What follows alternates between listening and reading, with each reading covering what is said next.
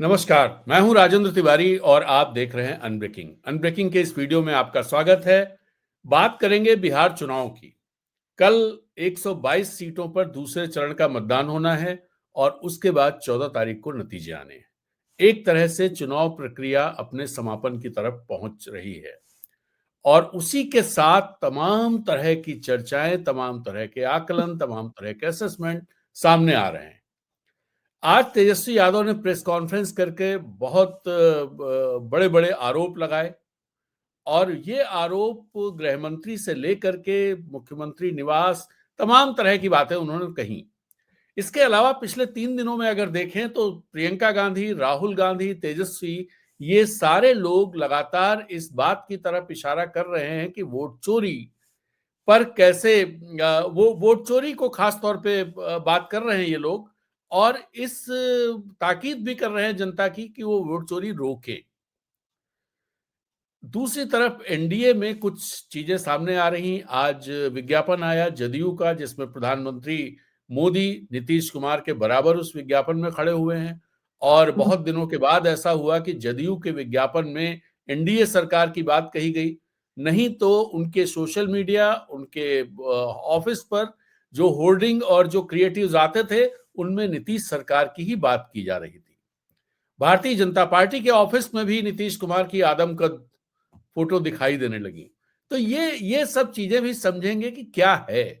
इसके अलावा जिस इलाके में चुनाव है, अगर आप देखें चंपारण की 21 सीटें हैं और अपर मिथिला कहें या जो भी सीतामढ़ी से लेकर के और सुपौल तक, मधुबनी, सीतामढ़ी, शिवहर, सुपौल, इस इलाके में चुनाव है। 24 सीटें हैं। सीमांचल की 24 सीटें हैं। फिर अंग आ जाए तो वहां पर 16 सीटें हैं और उसके बाद फिर आप आए तो शाहाबाद और मगध, उस इलाके में एक बड़ा चंक है सीटों का और वो इलाका ऐसा है जहां पर पिछली बार महागठबंधन की बढ़त रही थी।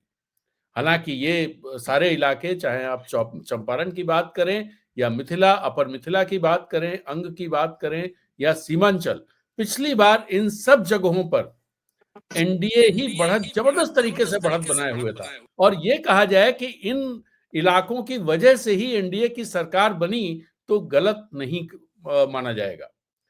तो आज समझने की कोशिश करेंगे कि इस चरण में क्या होने जा रहा है, क्या संकेत हैं, उनके क्या मायने हैं। नीतीश कुमार के साथ प्रधानमंत्री मोदी का आना, तेजस्वी की एक आक्रामक प्रेस कॉन्फ्रेंस, इन सबको कैसे देखा जाना चाहिए। तो और हमारे साथ हैं वरिष्ठ पत्रकार और विश्लेषक, बिहार के जबरदस्त जानकार, बिहार की नब्ज समझने वाले सतीश के सिंह साहब। सतीश जी, आपका बहुत बहुत स्वागत है। अब तो सतीश जी कल वोट पड़ने हैं, 122 सीटें बची हैं, पहले का बहुत सारा विश्लेषण हो चुका है। अब आप किस तरह से चुनाव को देखते हैं? राजेंद्र जी, इस बार का चुनाव ऐसा लग रहा है कि वाकई जैसे विश्व युद्ध होता है, मैं वो जो हुआ उसमें फिर विभीषिका या किसी को, दुश्मन को किसी तरह से खत्म कर दे और उसके लिए कोई उसमें मतलब पाबंदी ना हो, कोई बंदिश ना हो, इस तरह से लड़ी जा रही, बिल्कुल उस तरह से लड़ी जा रही। ये हम गलती कर सकते हैं, कोई अगर एक लहर अंदर अंदर अंदर चल रही हो तो हमारे बलबूते से शायद बाहर है उसको पकड़ना। और ये बिहार में और भी दिक्कत होती है जहां पर गरीबों की संख्या, बेरोजगारों की संख्या और पिछड़ी जातियों की संख्या बहुत ज्यादा है। 10-15 ही परसेंट, 15% लोग हैं जिनको आप अगड़ा या कुछ कह सकते हैं कि इकोनॉमिकली वेल ऑफ है, जो भी है।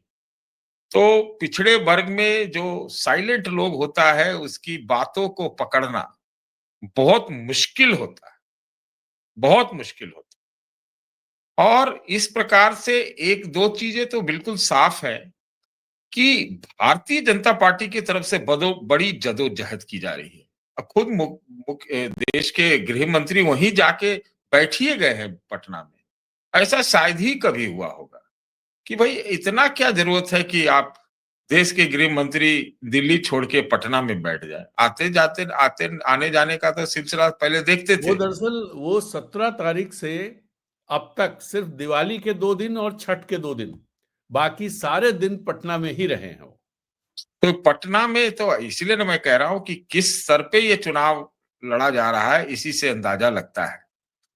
और जब हम लोग आज बात कर रहे थे, तो आज दिन में जो तेजस्वी का प्रेस कॉन्फ्रेंस हुआ, किया गया, कोशिश तो उन्होंने एक प्रकार से चुनाव प्रचार की ही की, लेकिन जो आरोप लगाए वो वाकई आरोप में दम लगता है। दम लगता है प्रथम दृष्टया कि भाई 208 पुलिस की कंपनियां आई हैं बाहर से, तमाम बीजेपी शासित राज्यों से। पुलिस की कंपनियां, उनका ये आरोप 208 243 सभा क्षेत्रों के लिए 208 आई। तो उनका ये सवाल था उसमें कि भाई विपक्ष के शासन वाले ये जो झारखंड बंगाल से तो आपने कुछ नहीं मंगवाया, आप उत्तराखंड उधर नॉर्थ ईस्ट और हरियाणा उत्तर प्रदेश और बगैर सब जगह से मंगा रहे हैं, क्या चाहते हैं? ये एक गंभीर आरोप है कि भाई सबका रिप्रेजेंटेशन होना चाहिए। अगर आपको इतना लगता है दिक्कत, तो सब जगह से मंगाते, वो नहीं। नहीं, दूसरा, इसमें सवाल ये भी है सतीश जी कि सीआरपी और बीएसएफ या आईटीबीपी पर्याप्त संख्या में वो लोग हैं, उनको लगाया जा सकता था, उनसे भी चुनाव कराया जा सकता था। तो ये आरोप है। देखिए, इस आरोपों का इस दो पक्ष में, दो तरीके से इसका मतलब व्याख्या हो सकती है। एक तो ये होता है कि विपक्षी कोशिश करते हैं कि भाई इस तरह के अभी संशय और आरोपों के बादल पूरा चुनावी प्रक्रिया पर है, तो उसमें एक लोगों को सचेत करना, एक कि कोई और ज्यादा गड़बड़ी न कर पाए। दूसरा, ये तो जो सत्ता पक्ष है वो तो यही कहेगी कि हार मान ली है। आप समझ रहे हैं? ये तो कारण ढूंढ रहे हैं। ये दो ढंग से हो सकता है। लेकिन जो अभी पर्चियां मिली और जो स्ट्रांग रूम में बिजली कटने की बात आई, ये सब तो सामने है और इस पे तो कुछ कार्रवाई भी पहली बार देख रहा हूं कि हो रहा है। बहुत दिनों के बाद चुनाव आयोग ने कोई कार्रवाई की। तो आप इस कदर से मतलब ये लोग जताने की कोशिश कर रहे हैं कि हम मुस्तैद हैं, मुस्तैद हैं। और एक प्रकार से ये भी कहा जा रहा है, उसमें मैंने जो प्रेस कॉन्फ्रेंस में सुना वो तो ये भी है कि नौकरशाहों को, पुलिस कंपनियों को, जोनल अफसरों को अ, मतलब प्रभावित करने का प्रयास किया जा रहा है। ये आरोप है उनके, ये आरोप लग रहे हैं। तो इसी से मैं कह रहा हूं कि इतना ज्यादा क्या ऐसी बात है कि इतना ज्यादा करने की आवश्यकता है ना? या तो भाजपा को लगता हो कि बहुत स्थितियां प्रतिकूल हैं, या फिर वो तो असाधारण अचीव करने के चक्कर में रहते हैं, नहीं, यहाँ असाधारण। एक एक बात और है सतीश जी कि चूंकि सरकार तो उन्हीं की है बिहार में, तो ऐसा भी नहीं हो सकता विपक्ष की सरकार हो कि भाई लोकल पुलिस कुछ इस तरह से बिहेव करेगी जिससे चुनाव निष्पक्ष नहीं रह जाएंगे, इस तरह की आशंका हो। तो सरकार तो उन्हीं की है। हाँ, तो उनकी क्या है, उनकी तो देखिए परत पर परत है ना इस चुनाव में। तो वो उन्हीं की सरकार है कि वो तो एनडीए की सरकार है, तो नीतीश जी। जी की सरकार है। अब दोनों सब एक हैं, नहीं है, क्या है, ये तो ये व्याख्या का विषय है। तरह तरह की खबरें हम लोगों ने भी सुना है, जानकारियां मिली हैं, और कुछ प्रमाण भी देखे कि आपने ही अभी कहा कि अखबारों में आज दोनों के बराबर कद की तस्वीरें छाप दी गई। जी। तो भाई दोनों का मिलके कोई रोड शो क्यों नहीं हुआ? क्यों नहीं प्रधानमंत्री के लेवल से नीतीश जी का नाम घोषित किया गया? नहीं किया गया। ये तो अब सच्चाई है, अब कहाँ कुछ इसमें है। तो ये उसमें कहना कि एकदम बिल्कुल सब एक ही मत के हैं, एक ही चीज के हैं, ये थोड़ा पचता नहीं। कहेंगे वो एनडीए सरकार, जनता लड़ रही है, ये है, वो है, लेकिन वो वो दिखता नहीं है पूरी तरह से। तो जी। इसीलिए कह रहा हूँ कि लड़ाई बहुत अ, गंभीर है। मतलब लड़ाई बहुत कट थ्रोट है, सीट टू सीट है। ये तो साफ-साफ नज़र आ रहा है ना? हम तमाम सुन रहे हैं कि नीतीश जी को महिला का वोट और ये वो सब कि नीतीश जी बहुत पीछे से आगे आ गए, सब आ गए।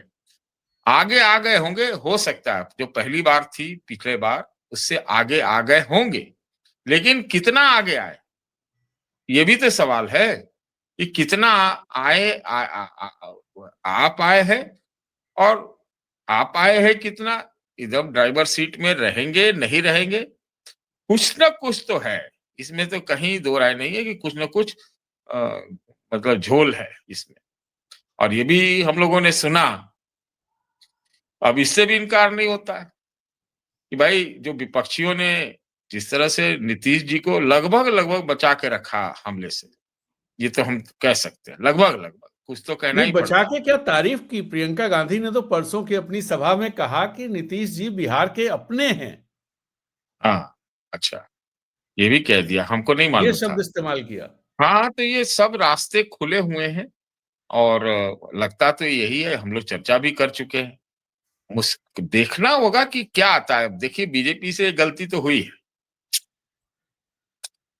कि अगर वो लेजिस्लेचर पार्टी पे ले जाना चाहते थे, जो कि लगता अभी भी है कि उधर ही ले जाएंगे या कहाँ ले जाएंगे, वो लेजिस्लेचर पार्टी तो कहने के लिए होता है, हम्म। कहने के लिए होता है। वो सिर्फ 101 ही सीट बंटवारे में ले पाए। अगर वो 120-25 ले आते और रखते अपने पास, तब कुछ माजरा अलग होता, है कि नहीं? लेकिन हम्म। बाकी अगर साथियों को सीटें बढ़ाई गई, जैसे चिराग पासवान वगैरह, उनकी सीटें बहुत बढ़ाई गई। जी। ये सब की स्थिति पर निर्भर करेगा कि आखिर चुनाव के नतीजों के बाद क्या होना है, क्या होगा। ये महत्वपूर्ण विषय है।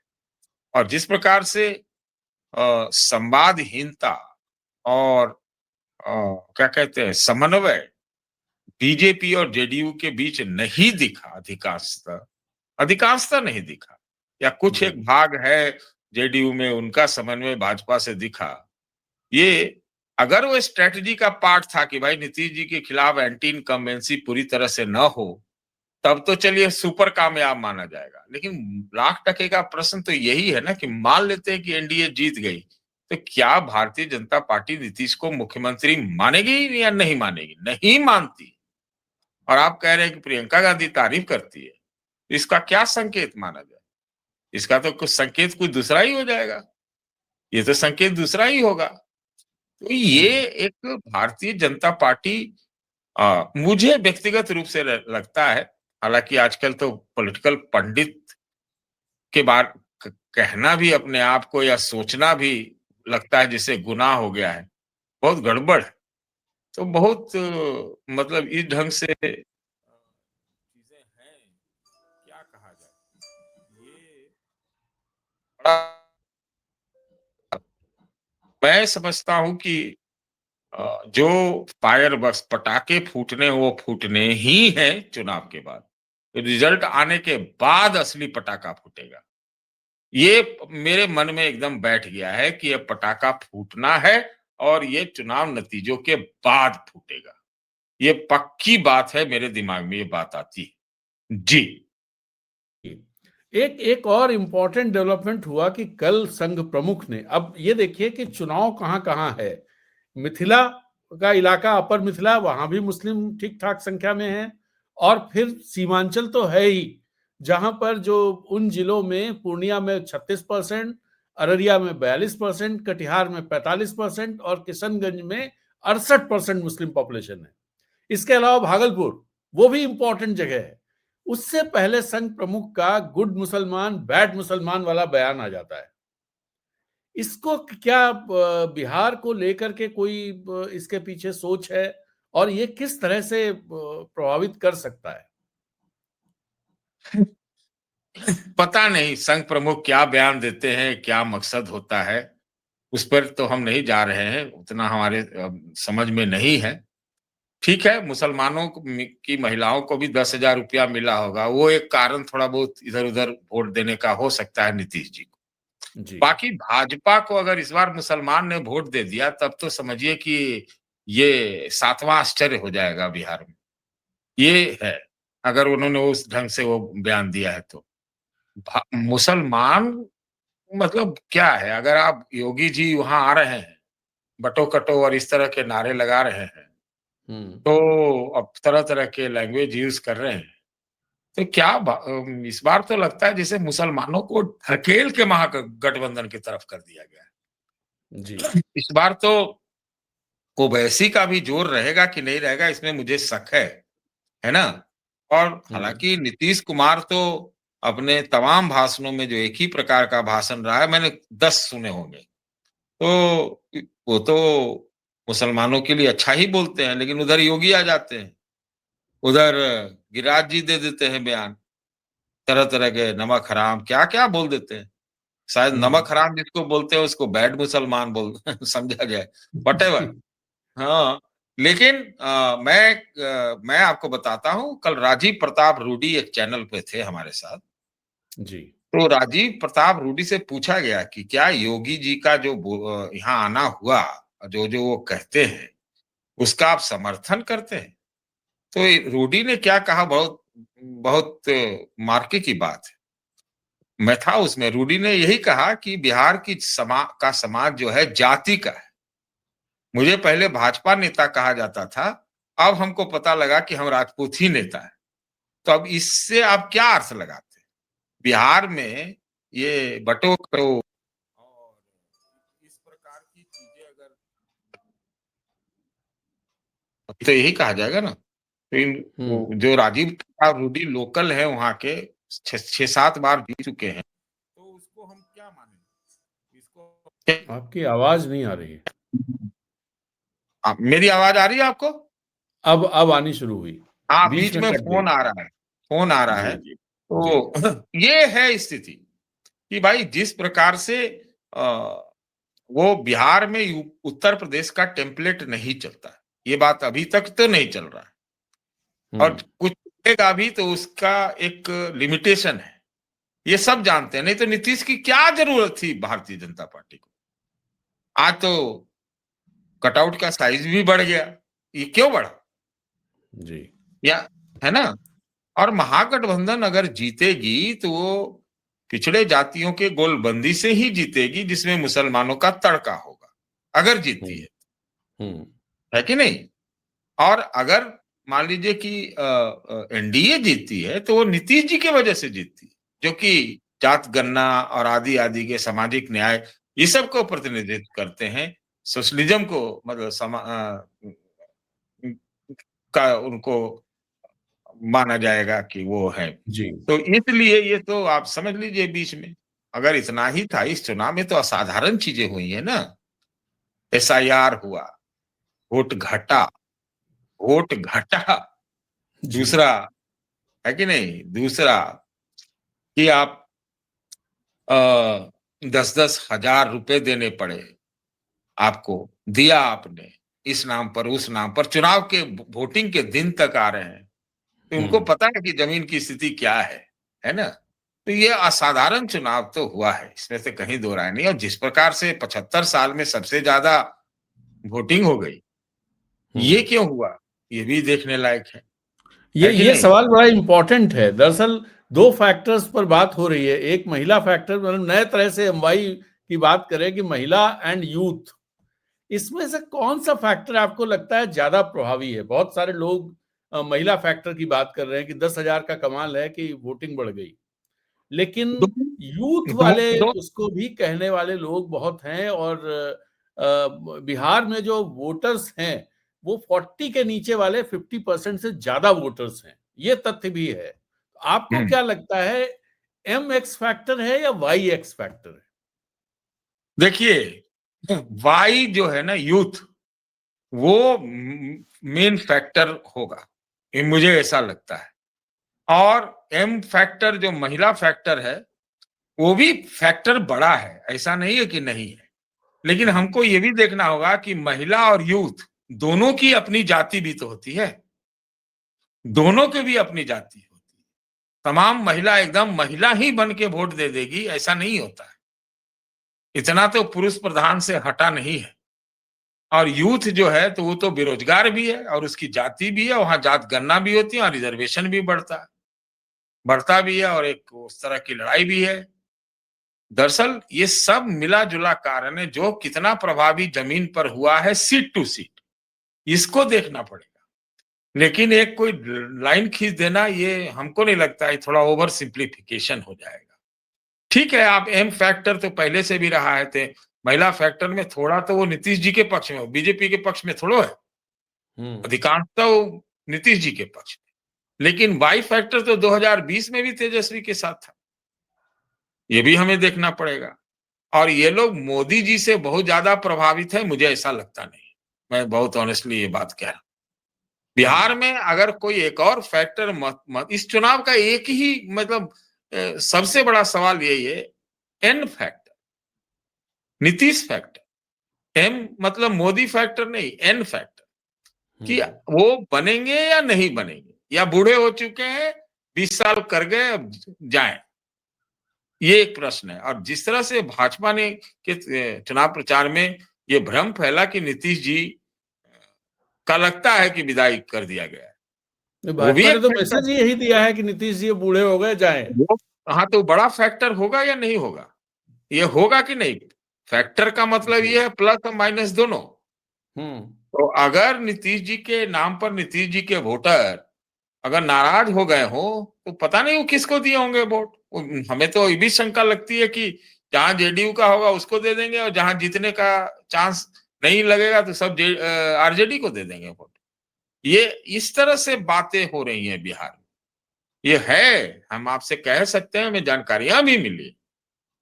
तो ये लेकिन है। लेकिन लालू प्रसाद ने अभी नीरजा चौधरी के साथ बातचीत में कहा, जो इंडियन एक्सप्रेस में आई है, कि नीतीश कुमार अब स्वीकार नहीं है और ना उनसे कोई बातचीत उनकी हो रही है, ना वो देखिए, करेंगे।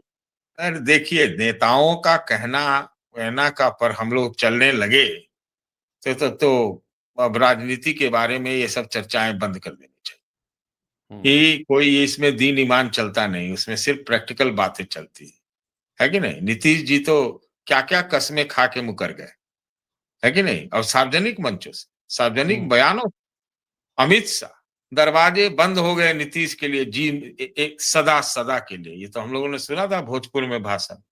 तो दरवाजे, पता नहीं अब कह रहा हो तो नहीं कह सकते, लेकिन पहले तो खुल ही गया ना। और अभी लालू जो कह रहे हैं वही करेंगे, कुछ नहीं ऐसा। ये सब ऐसे ही बोलने की बातें। हो सकता है उनके दिमाग में हो कि अभी बोलना तो कुछ ठीक नहीं है, अभी तो बोलना ठीक नहीं है, और फिर कुछ ठीक लगेगा तो हो जाएगा। लेकिन आप अगर हमसे पूछिएगा तो मेरा ये में कहता है कि नीतीश और लालू के बीच में कुछ संपर्क सूत्र नहीं होगा, ये मैं सपने में भी नहीं सोच सकता। ये पक्का होगा, पक्का होगा। हाँ, ये लाइन तो आप शुरू से लिए हुए हैं हाँ हाँ, कि पक्का दरवाजा है, पक्का एक चोर पक्का दरवाजा पक्का दोनों के बीच में है, जो खुला रहता है। पक्का। वो हरदम इन लोग का जब तक होशो हवास है, दिमाग है, तो उनको पता है, इन दोनों को ये पता है कि या तो हम है नहीं तो लालू है, ये लालू की पार्टी है। और हम दोनों नहीं है तो फिर भाजपा कांग्रेस ये सब आ जाएगा। तो इस सब को अलग रखने के लिए जरूरी है कि हम लोग तो साथे रहे, चाहे तुम रहो चाहे हम रहे। ये पॉलिटिक्स है वहां पर, एकदम 100% है, इसमें कहीं दो राय नहीं। तो कांग्रेस ने कोशिश की अपना जड़े जमाने का बिहार में, तो इसीलिए तो विलंब हुआ ना। इसीलिए तो 60 दिन राहुल गांधी बाहर निकल गए ना। अंत में माने, क्या माने, 61 सीट पे माने, और 12 सीट आमने सामने। अब पिछले बार 70 लड़े। ये नहीं है। अच्छा, नीतीश के बारे में, जब लेजिस्लेचर पार्टी चुनेगी तो आप ये कह रहे हैं ना कि भाई क्वेश्चन मार्क कर दिया, तो नीतीश के वोटर तो मतलब उस ढंग से नहीं टूटे हैं, और टूटेंगे तो उनकी मर्जी होगी और तोड़ तो दे। नीतीश ने भी तय कर लिया कि लेजिस्लेचर पार्टी ही चुनेगी विधानसभा के फ्लोर पर। हाँ, तो लेजिस्लेचर पार्टी कौन कौन सी पार्टी, कौन, बहुत तरह के, हाँ हर पार्टी के लेजिस्लेचर है ना। जी। हर पार्टी के लेजिस्लेचर है, जो अभी विपक्ष है उसके भी तो लेजिस्लेचर होंगे, मतलब लेजिस्लेटर आएंगे। तो ये सब तो है। तो मतलब बहुत पेचीदगी होती है, हम लोग इतना ओवर सिंप्लीफाई करके तो हम देख ही नहीं सकते, है कि नहीं। जी हाँ, सतीश जी, बहुत को लगता आखिरी। जी। हाँ, आप कुछ कह रहे थे, आप कुछ कह रहे थे। नहीं नहीं, अब तो बोलते, मैं अपने तरफ से एक बात आपसे कहना चाहता हूँ। जी। जो हाल में असाधारण रिजल्ट्स आए हैं, एक ही चांस ये हो सकता है कि जिस तरह से महाराष्ट्र मॉडल था चुनाव नतीजे वाला, उससे पहले हुँ, का तो अलगे मॉडल था कि 1 का 2 कर दिया उन्होंने, 1 पार्टी के 2 पार्टी। जी। तो यहाँ ज़्यादा से ज़्यादा भाजपा चुनाव के बाद यही दोनों काम करे महाराष्ट्र का, ये पहले वाला भी और चुनाव के बाद वाला भी, ये करे। हुँ। तो ये एक असाधारण जब रिजल्ट आता है, तो ये हो सकता है कि ये लोग पता चला आपको कि अ, हम लोग यहाँ चर्चा-वर्चा करते रहे, अब महागठबंधन जो है सब मिला के 25, 30, 40 सीट पर रुक गई। जैसे ये भी हो महाराष्ट्र में सकता हुआ महाविकास है। अघाड़ी के साथ। हाँ, तो ये हो सकता है। ये लगता नहीं है, ये बहुत मतलब लगता नहीं है, बड़ा संभव सा लगता है और अगर हो गया तो वो भी बहुत मेरे ख्याल से एक बहुत सारे समस्याओं को चुनौती दे देगा एक साथ। बहुत हुँ। मतलब वो बहुत रिस्की है कि अगर इधर या फिर ऐसा हो कि भारतीय जनता पार्टी की समझिए कि 101 में से 90 सीट आ जाए, 80-85 सीट आ जाए, पासवान भी सब जीत जाएँ और कुछ इस तरह का हो कि 120-22 और कुछ जनता दल यूँ तो टूट जाए। ये तो महाराष्ट्र मॉडल ही हो गया ना। ये छोटा महाराष्ट्र मॉडल हुआ। मैंने हाँ, पहले जो क्योंकि बोला वो बड़ा 144 महाराष्ट्र। में 132 सीटें महाराष्ट्र में जीते थे वो लोग। हाँ, तो मैं क्या कह रहा हूँ आपसे कि वो बड़ा मॉडल था, ये छोटा महाराष्ट्र मॉडल है। जी। यही एक चांस है, यही एक चीज़ हो सकती है। वरना पटाखे फूटना तो तय है चुनाव के बाद। ये हुँ। तो मैं कह सकता हूँ, जी। बिल्कुल कह सकता हूँ। अदरवाइज़ तो फिर आप ये देखिए कि 101 सीट ही लेना भारी पड़ जाएगा और अभी की जो रिपोर्टें आ रही हैं उससे भारतीय जनता पार्टी अ, बहुत अच्छा कर रही है, ऐसा संकेत तो नहीं मिले। नहीं मिल हो रहा है। सकता है वो आ जाए। जी। उसमें उनके ऊपर भी प्रश्न खड़े हुए हैं कि कहाँ-कहाँ जो अलग-अलग रिपोर्टें हम लोग तक पहुँच रही हैं, वहाँ के लोग जो बता रहे हैं, उसमें तो हम देख रहे हैं कि पटना के ही 2 3 3 चुनाव क्षेत्रों में संघर्ष की बात की जा रही है, जिसमें एक तो कतई नहीं ये जीतेंगे बीजेपी, जी। है कि नहीं? तो आप शहर वाली सीट का वो भी पटना का ऐसी स्थिति हो रही है तो बहुत जगह की बात ऐसी होगी। हमने सुना है मुज़फ्फरपुर में भी और बेगूसराय में भी। मुज़फ्फरपुर में, छपरा में शहर वाली सीटें बहुत जगह फँसी हुई हैं। गया में तो इवन हाँ, गया तो अगर में आप सोचिए प्रेम कुमार कितने सालों से जीतते चले आ रहे हैं। हुँ, लेकिन जो खबरें आ रही हैं वो ये आ रही हैं कि प्रेम कुमार भी इस बार टाइट उसमें है। मैं वही कह रहा हूँ टाइट में निकल भी सकते हैं हाँ, उनकी निकल एक लेवल। सकते हैं। हाँ, हाँ। लेकिन ये अगर टाइट हो रही है तो बहुत दूसरा मामला हो रहा है ना। जी। जी, बेगूसराय में तो कहता है कि कांग्रेस जीत जाएगा। हुँ। लोग कहता है, बाकी भगवान जाने। सतीश जी आखिरी सवाल चूँकि अब अंतिम चरण है और प्री पोल आपका असेसमेंट क्या है? देखिए क्या ये चीज़ें होने वाली हैं? असेसमेंट तो मैंने आपको जो-जो कहना था हमने कह दिया। जी। इससे ज़्यादा तो हम कुछ नहीं कह सकते। लेकिन हाँ, इतना ज़रूर एक सेफ कंक्लूज़न आप हमसे पूछिएगा।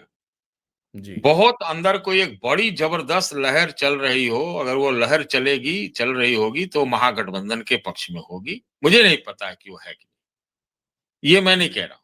अगर हुँ। सामान्यतः हम देखें, तो इतना हम ज़रूर कहेंगे कि जो भी मेरे पास रिपोर्टें जो है, हो सकता है सब के सब गलत हो जाएँ। लेकिन मैं ये ज़रूर देख पा रहा हूँ कि संघर्ष सीट टू सीट है। ये मैं कह सकता हूँ, सेफली कह सकता हूँ और इसमें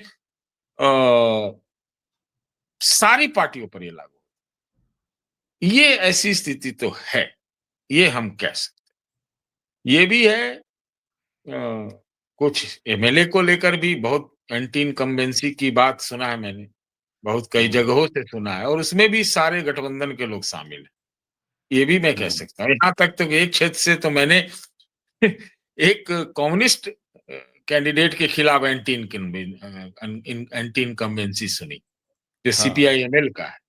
जी। तो आप सोचिए, उसके खिलाफ तो इनकम्बेंसी और एंटी इनकम्बेंसी दोनों नहीं लागू हो सकता है होता है, जो कैडर बेस्ड रहती है और उनका हुँ। निश्चित सपोर्ट रहता है, लेकिन लोग वो एक जगह के बारे में लोगों ने मुझे बताया कि हाँ, वहाँ तो इस बार लगता है दिक्कत है, ऐसे बोले। तो ये बात मतलब बड़ा ही गजब है। अब नतीजों से क्या निकल के आता है, बहुत तरह की बातें हैं, सब कुछ फ्री होता है, फेयर होता है, क्या होता है, बड़ा ही ये उस ढंग से बहुत महत्वपूर्ण चुनाव हो जाता है। आप कोई वन लाइनर बोलना चाहेंगे चुनाव को लेकर के? क्या वन लाइनर क्या हम बोलेंगे? हम तो अब तक यही एक लाइनर वही है, एन फैक्टर। इस चुनाव में एन फैक्टर ही है। बस एन यही मैं फैक्टर। बोलूँगा, एन फैक्टर ही है और इस चुनाव में एन फैक्टर ही डिसाइड करेगा कि नई सरकार किसकी होगी। एन जी, फैक्टर। N factor. जी, हाँ जी। ना एम ना वाई, एन फैक्टर तय करेगा सरकार किसकी होगी। नहीं, आप दूसरे दूसरे पर एम लीजिएगा तो भी एन आ जाता है। एन हम्म। लीजिएगा तो तब भी एम आ जा रहा है। जी। पाई में शायद उधर टी में चला जा रहा है। तो हम्म। मतलब सेंट्रल फोकस तो एन ही है, हमको लगता है। जी, सेंट्रल फोकस एन है। तो सतीश जी, आपका बहुत बहुत धन्यवाद। तो ये थे सतीश के सिंह। इस वीडियो में इतना ही। फिर मिलते हैं एक नए वीडियो में नई बात के साथ। तब तक के लिए नमस्कार। जय हिंद।